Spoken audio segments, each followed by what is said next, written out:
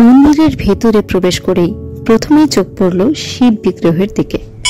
White marble দিয়ে তৈরি মূর্তি। এই পাহাড়ের বুকে শিবের শান্ত স্বরূপের বিরাজমানতা মনে এক অদ্ভুত প্রশান্তি এনে দিল দোলনের। মূর্তির সামনে চোখ বুজে আরো একবার প্রশান্ত বাগচিকে চেয়ে নিল দোলন। মনে মনে বলল, পিকলুদা দিনে দিনে যেভাবে নিহারিকার সঙ্গে জড়িয়ে যাচ্ছে, তাতে আমার পক্ষে পিকলুদাকে ফিরিয়ে আনাটা অসম্ভব মনে হয়। তুমি চাইলে সব পারো ঠাকুর, আমার কষ্টটা বোঝো, আমি আর পারছি না। কপালে অতি দ্রুত জোর করা হাত 3 বার ঠেকিয়ে প্রণাম করলো দোলন। কি চাইলেন ম্যাডাম ঠাকুরের কাছে? চমকে উঠে দোলনের পাশে তাকাতেই দোলন দেখল তুহিন গুহ একটি শ্বেত পাথরের স্তম্ভে হেলান দিয়ে দাঁড়িয়ে হাসছে। দোলন মুখ ফিরিয়ে মন্দিরের সুসজ্জিত বেলকানিতে গিয়ে দাঁড়ালো। বাহ, লাগলে তো দারুণ দেখায়। এই অভিমান যখন আমার উপর হয়েছে তখন আমি মান ভাগানোর দায়িত্ব বাড়িয়ে নিলাম। পাশে এসে প্রায় গা ঘেঁষে দাঁড়িয়ে বলল তুহিন। এবার ফুঁসে উঠল দোলন। অভিমান তোমার উপর? কে হে তুমি? চেনা নেই জানা নেই। কোকড়ানো চুলগুলো ফুরফুর করে উঠছিল হিম শীতল হাওয়ায়। হাতের কবজিতে রাখা রাবার ব্যান্ড খুলে চুলগুলো আটকে স্থান পরিত্যাগের উদ্দেশ্যে পা বাড়ালো। কিছু ডাকলো তুহিন। এই দাঁড়াও। এই ডাকটা কাঙ্ক্ষিত ছিল বটে, তবুও কঠিন গলায় দোলন বলল, কি হলো আবার? তোমার কানের দুলটা পড়ে গেছে। ঝটপট কানে হাত দিয়ে দোলন দেখে তুহিনের বক্তব্য সত্যি। চুলটা বাঁধার সময় পড়ে গেছে হয়তো। নিচে তাকিয়ে এদিক ওদিক খুঁজতে থাকে দোলন। এটা আমার কাছে। দুলটা দেখিয়ে বলে তুহিন। দোলনের কাছে এগিয়ে আসে তুহিন। তুহিনের গায়ে সেই পারফিউমটার গন্ধ। নেশা নেশা লাগে দোলনের। চুপ করে যায় দোলন। তুহিন দোলনের কানে পরিয়ে দেয় দুলটা। তুহিনের গরম নিঃশ্বাস দোলনের কানের খুব কাছে পৌঁছায়। ছুটে যায় দোলন নিজের রুমে। দার্জিলিং মিলে উঠেছে প্রায় 2 ঘন্টা হলো। সারা জীবন মনে রাখার মতো একটা হলিডে কাটিয়ে একটা ফুরফুরে মন নিয়ে শ্রীরামপুর ফিরছে বসু পরিবার। চেক আউট করার আগে সুযোগ বুঝে কায়দা করে তুহিন দোলনের হাতে একটা চিরকুট গুজে দিয়েছিল। দোলন ট্রেনে উঠেই খুলে দেখেছে তুহিনের ফোন নম্বর লেখা ওটাতে। সেই শুরু। আজ প্রায় 7 বছর কেটে গেল।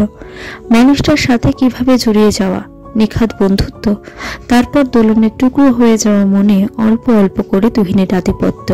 ভাবলে মনে হয় কোনো গল্পকারের লেখা গল্পের চরিত্র ওরা। কত সুন্দরভাবে ধাপে ধাপে সাজিয়ে লেখা ওদের জীবন। ভোর রাতে শক্ত হাতের স্পর্শ অনুভব করে নিজের স্তনযুগলে। দোলনের কাঁধে তুহিনের অনবরত চুম্বনে দোলনের ঘুমটা এবার পুরোপুরি ভেঙে গেল। আমার শরীরটা ভালো নেই তুহিন, হাতটা সরাও, ভালো লাগছে না। কিছু হবে না দোলন, আজ কতদিন পরে আমি এলাম তোমার কাছে বলো তো। দোলনের উপর উঠে পড়ে নিজের টি শার্টটা খুলে হামলে পড়ে দোলনের উপর। দোলনের অনেকক্ষণ অস্থিরতায় ছটফট করে একসময় সবলে সরিয়ে দেয় তুহিনকে। নিজে উঠে বসে বিছানায়। এত বিবেকহীন হও কিভাবে তুহিন? আমি কি তোমার ওই বড় বড় ক্লাবে পার্টিতে আসা এসকর্ট, যে হাত থেকে ফসকা লয়ে পাবে না? তোমার বউ আমি তুহিন গুহ। আজ তাহলে আমার এখানে আসাই উচিত হয়নি। সব বৃথা। বেড টেবিলে রাখা অ্যাস্ট্রেটা ছুঁড়ে ফেলে বলে তুহিন। আমার শরীর খারাপের কারণে আসুনি তুহিন? হ্যাঁ, সেজন্যই এসেছি। মাকে মিথ্যে বলে হলেও না এসেছি তুলুন।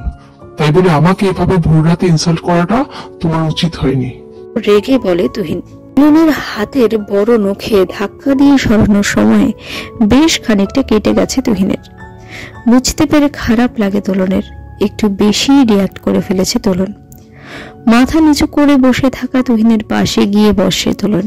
অপরাধ বোধে জল এসে যায় চোখে। কান্না পায়। তুহিনকে দুবাহুর মধ্যে বেঁধে ফেলে। Sorry baby, so sorry. দেখো তোমার বউ কাঁদছে। তুহিন চোখ মুছে দেয় দোলনের। নিবিড় পারস্পরিক আলিঙ্গনে দ্রুত বয়ে যায় সময়।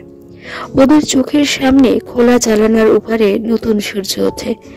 ঘুম ভেঙে দোলন দেখে পাশে নেই তুহিন। মোবাইল স্ক্রিনে বেলা 9:30। মনটা ভারী হয়ে যায়। তুহিন দোলনের এই বিচ্ছেদ এবং পুনর্মিলনের খেলা যেন ওদের সম্পর্কের ভবিতব্য। বিয়ের আগে প্রেম পর্ব চলাকালীনও তুহিনের সঙ্গে দেখা হওয়ার জন্য চাতক হতে হতো দোলনকে। যদিও তুহিন এইসব কিছুর জন্য দায়ী করে বেকারির বিরাট ব্যবসাকে, তবুও দোলন নিশ্চিতভাবে জানে এর গোড়ায় আসলে কে বসে আছে। কি ভাবিস দাদা, যাকে তাকে ধরে আনলে বিয়ে করে নেব? শুনু, নিবারণ ঘোষের সাথে আমাদের স্ত্রীকে কি মানায়? 50-এর উপরে বয়স লোকটার, বাচ্চা আছে দুখানা। আগামী পর্বগুলির জন্য চোখ রাখুন আমাদের চ্যানেলে। লাইক এন্ড সাবস্ক্রাইব করতে ভুলবেন না। দ্য সোলুইস্ট যে গল্প বলে।